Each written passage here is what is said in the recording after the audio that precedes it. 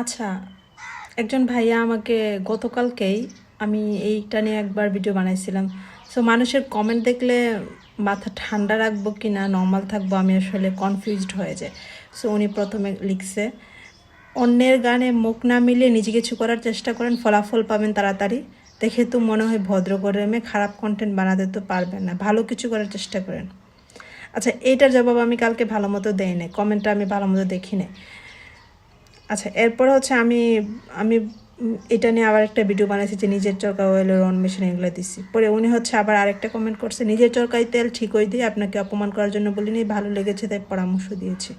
শুনেন ভাইয়া, আমার কমেন্ট বক্সে এইসব জ্ঞান দেনের যেটাই দেন, আমি ইউটিউব হুট করে একটা চ্যানেল খুলে ফেলছি না, আমি আমার আমার শখ সেজন্য খুলছি, গান আপলোড করি বা যেটাই করি সেটা পুরোটা আমার ব্যাপার। আপনি আমার কমেন্টে যা লিখে সময়টা নষ্ট করতেছেন না, নিজে কিছু করেন, নিজে ভিডিও আপলোড করেন বা নিজে কিছু করে চেষ্টা করেন। আমি জীবনও কারো কমেন্টে গিয়ে কাউকে জ্ঞান দিই না, যার যেটা ভালো লাগে তার পার্সোনাল ব্যাপার।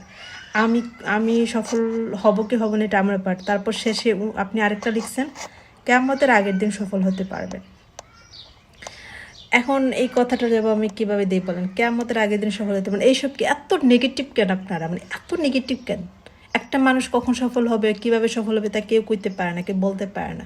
সো ফালতু এসব কমেন্ট ভাই, আমি আপনার কইছি আমার জ্ঞান দেওয়া মানুষ আমার পছন্দ না, ভাল লাগে না আমার। আমি মানে যাদেরকে আমি রেসপেক্ট করি, যে আমার যাদেরকে মনে হয় যে না তার থেকে উপদেশ নেওয়া যায়, আমি তার থেকে জ্ঞান নেই না। হাবিজাবি কথা আপনার জন্য কমেন্ট বক্সে এসে আপনারও তো সময় নষ্ট হইতেছে।